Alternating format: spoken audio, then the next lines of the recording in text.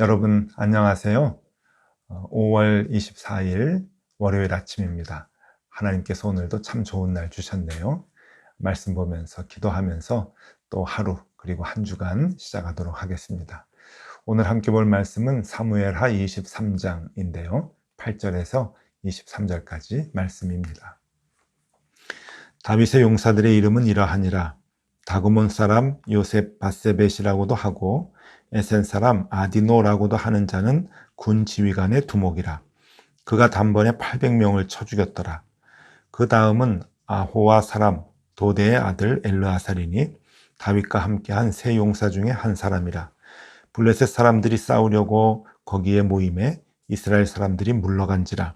세 용사가 싸움을 도두고 그가 나가서 손이 피곤하여 그의 손이 칼에 붙기까지 블레셋 사람을 치니라. 그날에 여호와께서 크게 이기게 하셨으므로 백성들은 돌아와 그의 뒤를 따라가며 노력할 뿐이었더라. 그 다음은 하랄 사람 아게의 아들 삼마라. 블레셋 사람들이 사기가 올라 거기 녹두나무가 가득한 한쪽 밭에 모임에 백성들은 블레셋 사람들 앞에서 도망하되 그는 그 밭 가운데 서서 막아 블레셋 사람들을 친지라. 여호와께서 큰 구원을 이루시니라.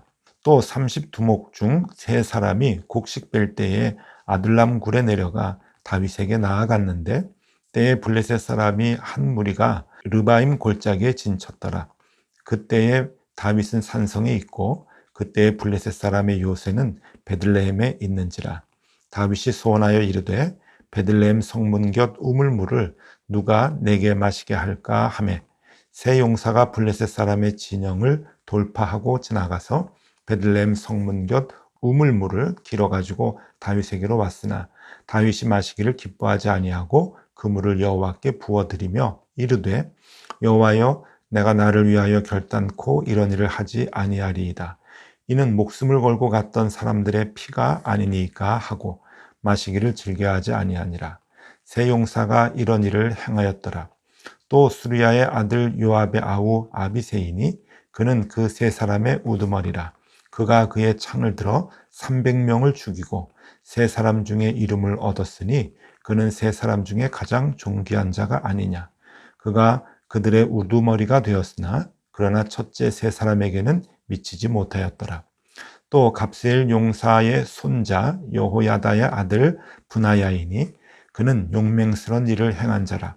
일찍이 모압 아리엘의 아들 둘을 죽였고 또 눈이 올 때에 구덩이에 내려가서 사자 한 마리를 쳐 죽였으며 또 장대한 애굽 사람을 죽였는데 그의 손에 창이 있어도 그가 막대기를 가지고 내려가 그 애굽 사람의 손에서 창을 빼앗아 그 창으로 그를 죽였더라. 여호야다의 아들 분하야가 이런 일을 행하였으므로 세 용사 중에 이름을 얻고 30명보다 존귀하나 그러나 세 사람에게는 미치지 못하였더라. 다윗이 그를 세워 시위대 대장을 삼았더라. 아멘. 네, 여러분, 오늘은 이스라엘을 세우고 이스라엘을 강하게 만든 그 40년 동안에 다윗을 도와서 용맹스럽게 싸웠던 용사들, 장수들의 이름을 지금 기리면서 그 역사책에 기록을 해주고 있는 모습을 우리가 보게 됩니다. 사무엘하 23장 전체가 장군들의 이름, 그러니까 용사들의 이름을 이제 기리면서 이제 그들의 공을 기념하고 있는 것이죠. 모두가 36명의 이름이 나오는데요. 이 36명의 이름은 후에 이제 역대상 11장에 나오는 이름과도 많이 이제 겹칩니다. 거기에는 오늘 말씀보다 16명이 더 많이 나오는데 어쨌든 이스라엘의 개국공신들이며 이스라엘을 강하게 부흥시켰던 부강한 나라로 만들게 했던 그러한 그 장본인들이죠. 전쟁을 많이 치렀고 그 전쟁에서 승리를 이루게 했던 아주 용맹스러운 장군들의 이름을 역사책에 기록을 해서 후손들이 알 수 있도록 그렇게 하였습니다.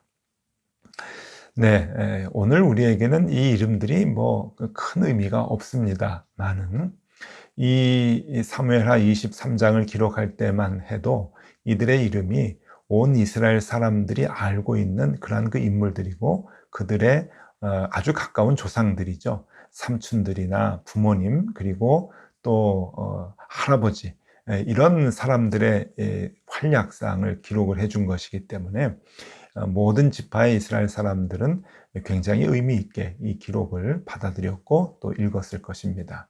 어쨌든 가장 중요한 것은 오늘 나오는 이 용사들의 이름과 그들의 아주 간단한 활약상, 이제 그런 것들을 대표적인 이야기들을 하면서 다윗은 그들의 공을 이제 기리고 그것을 기록해주고 있는 것이죠. 오늘 23장에 있는 36명 중에 오늘은 6명의 이름이 나옵니다. 그 장수들 중에서 또 우두머리들, 두목들, 이제 그런 사람들의 이름이 나오는데요. 첫 번째, 이제 8절에서 12절까지는 제일 용감했던 사람 셋이 나옵니다. 요셉 바세벳이라고 하는 장군과 그리고 엘르아살, 그리고 삼마, 이 세 사람이 나오게 되는데요.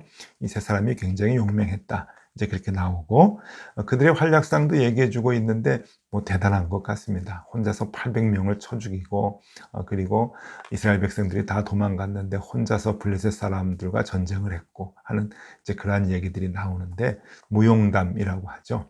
이러한 얘기들, 에피소드들이 기록이 되고 있습니다. 또 그 뒤에 13장에서 23장까지는 아비새와 분하야 그리고 이름 없는 한 용사 그 익명의 용사, 이렇게 세 명의 그 다음 순의 그 세 용사를 이렇게 설명을 해주고 있죠.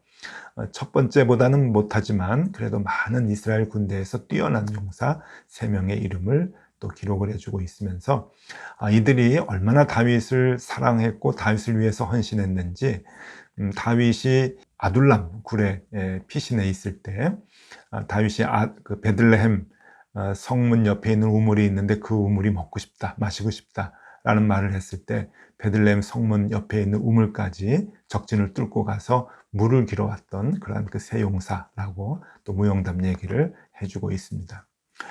다윗이 블레셋과 전쟁을 할 때 아둘람 굴에 숨어 있었는데 이 아둘람 굴에서 베들레헴까지는 약 20km 정도의 거리입니다. 굉장히 먼 거리죠. 그리고 그 중간에 블레셋 사람들이 진을 치고 있었죠. 이 세 용사가 이 진영을 뚫고 들어가서 베들레헴 성문 옆에 있는 우물을 길어다가 이제 다윗에게 드렸다라고 하는 그러한 그 내용. 아주 충성스러운 이제 군인들의 모습입니다. 여러분 이 사진을 좀 잠깐 보시죠.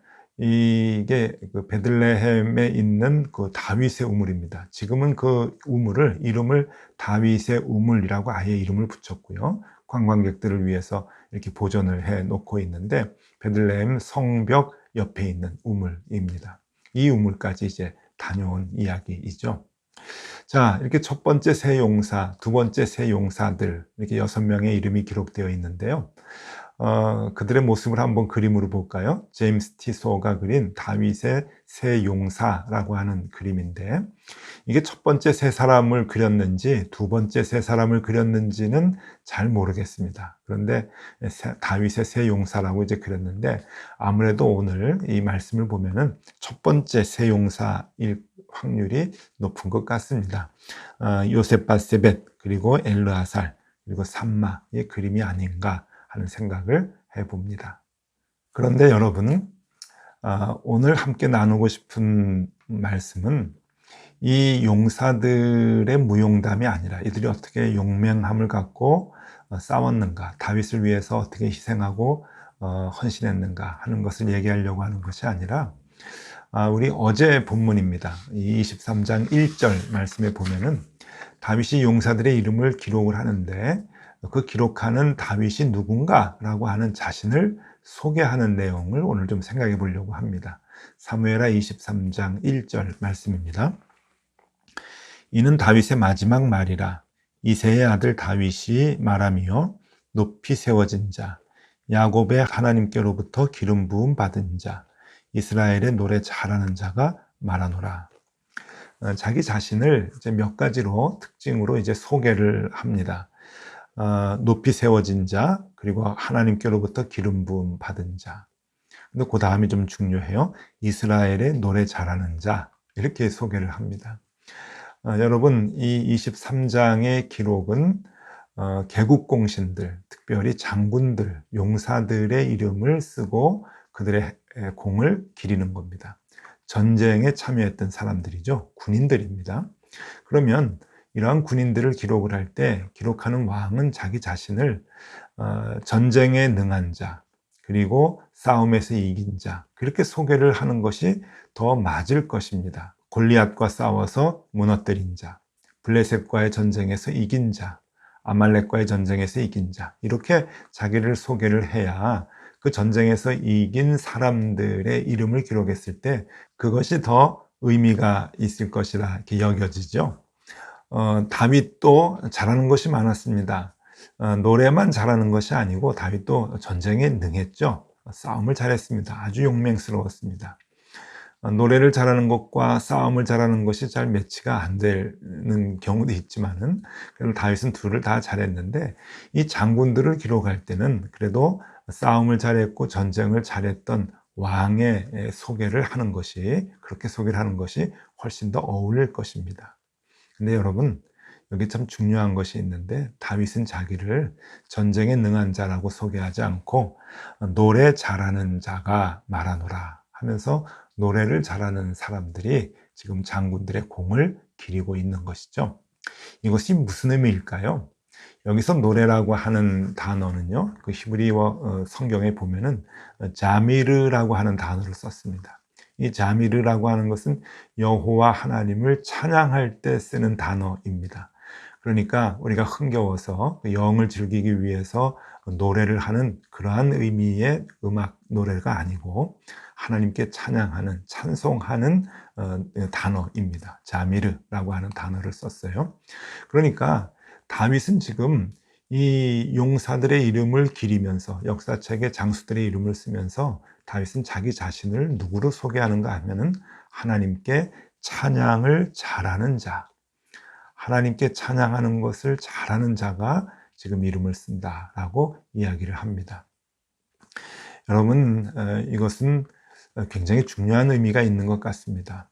무슨 의미인가 하면은 싸움을 할 때마다 다윗은 찬양을 놓지 않았다라고 하는 그런 의미가 있겠죠.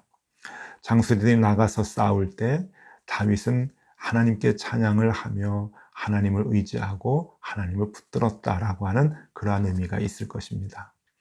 블레셋에 쫓길 때, 그리고 압살롬에게 쫓길 때, 죽을 고비들을 넘길 때 얼마나 많은 위험한 순간들이 많았겠습니까? 그럴 때마다 다윗은 우리가 알고 있듯이 하나님께 찬양을 했던 인물이죠. 그 찬양을 잃지 않았습니다.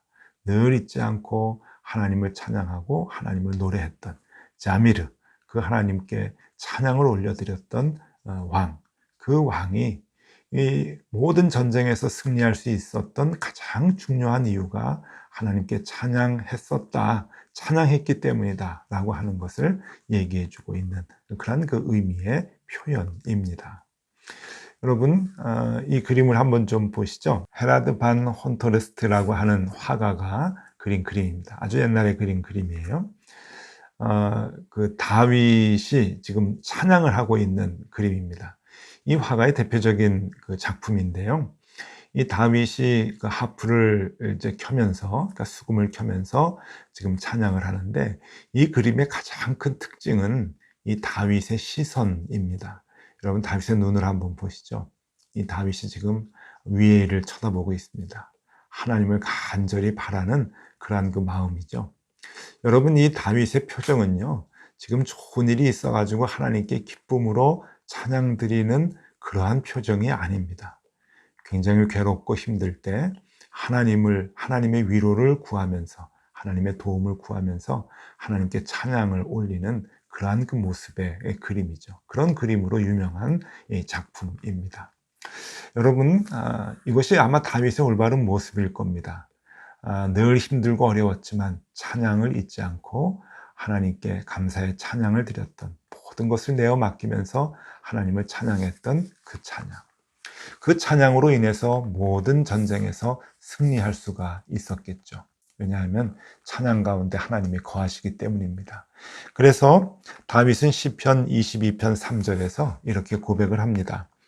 이스라엘의 찬송 중에 계시는 주여, 주는 거룩하시니이다.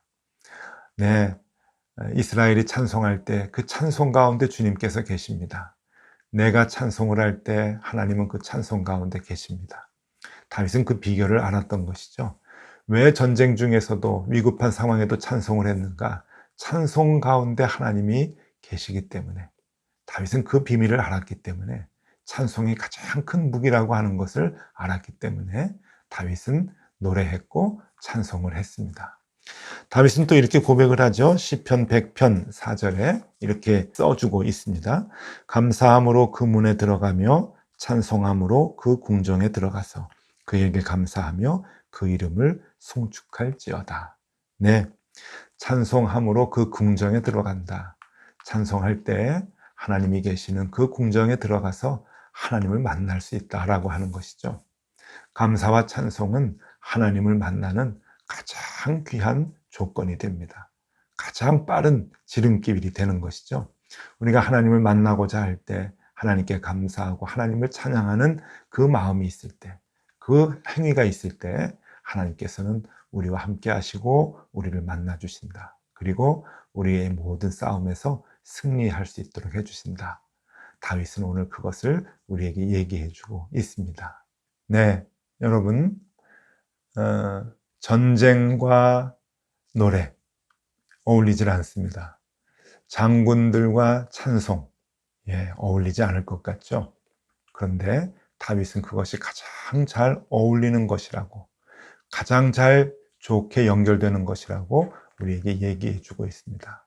힘들고 어려울 때마다, 싸움을 해야 될 때마다, 위기의 순간마다 하나님을 찬양하고 하나님께 노래하는 것, 그것이 우리의 무기가 된다라고 하는 것을 얘기해 주고 있죠.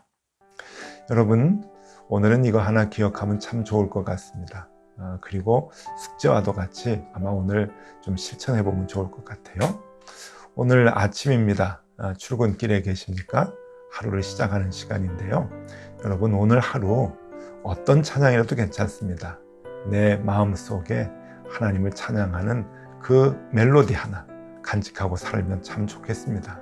오늘 그렇게 한번 찬양하면서 하루를 지내보시죠. 많은 사람을 만나고 많은 일을 할 텐데 내 마음속에 한 가락 그 찬양을 마음에 두고 마음에 새기고 오늘 그 찬양을 하루 종일 하나님께 올려드리면서 그렇게 생활을 해보면 어떨까 합니다. 하나님께서 분명 함께 해주실 것이고요. 또 우리가 감당해야 하는 모든 일들을 하나님께서 잘 그것이 진행될 수 있도록 인도해 주실 것입니다. 하나님을 찬양하면서 하루를 살아가는 귀한 날 되실 수 있기를 바랍니다. 기도하겠습니다. 이스라엘의 찬송 중에 계시는 주여, 주는 거룩하시니이다. 하나님, 우리가 찬양할 때 그 찬양 가운데 거하여 주시옵소서. 우리가 하나님께 감사하고 찬양할 때 하나님 만날 수 있게 해주시고 하나님 우리를 인도하여 주시옵소서. 오늘도 그런 하루가 될 수 있기를 빌며 예수 그리스도 이름으로 기도드립니다. 아멘. 네, 함께 기도하시겠습니다.